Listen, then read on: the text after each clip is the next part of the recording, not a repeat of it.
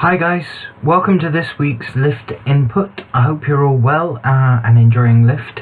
I also hope that you enjoyed the lift sheets that Lou and I brought round on Thursday. Now, this is our fourth and final week of mountaintop experiences. And we're actually going to go back to where we began, on Mount Moriah. So if you were with us on the first week, or if you've just joined and you're catching us up, if you go back a few weeks, we were on Mount Moriah and we were talking about Abraham and Isaac and how God had told Abraham to sacrifice Isaac, but at the last minute God stopped him and provided another kind of sacrifice. Well, Christians and historians and people who study the Bible think that Mount Moriah is in fact the same mountain that Jesus was crucified on, more than 2,000 years later. That's amazing. And it's just how much God works in this big arc, and we can't always see everything that's going on because we're only part of a little tiny part of the story. But God just keeps going, and He's in every part of the story, and sometimes we can see Him and sometimes we can't. But when we can't, we have faith that He's still there. Now, what I really want to talk to you about this afternoon, or this evening, or this morning, depending on whenever you're watching this video, is something that happened the day before Jesus was crucified on Mount Moriah. And Christians remember it, and we call it the Last Supper.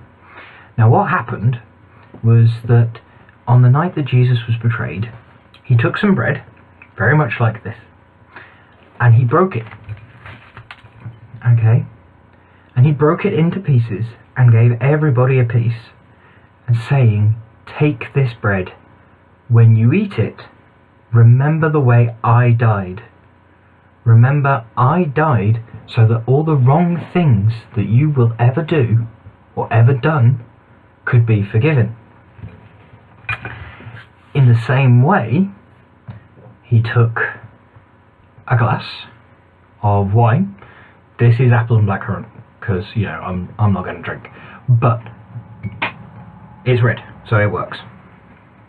And He drank it. And He said, "When you drink this wine, remember the blood that I shed for you." Now, Christians all over the world do this maybe once, maybe twice a week. And they do it to remember what Jesus did for us, and so that we never ever forget what Jesus did for us on the cross. But there's a special part of breaking the bread which is for right now. It tells us that when we eat the bread and we drink the wine, that we make sure that there is no sin in our lives. We do that by asking Jesus to forgive all the wrong things we have done. But if we eat the bread and we drink the wine without asking for forgiveness first, we're failing to show respect for what Jesus has done. The Bible actually goes a bit further and says that some people who didn't ask for forgiveness or weren't showing the proper respect actually became sick, and one or two even died because they hadn't respected what God had done for them. And the thing is that this story even works into the future as well. Now, Jesus didn't tell us to do these things forever. He actually told us to keep doing them until He comes back. Now, I know this sounds weird, but Jesus was alive 2,000 years ago.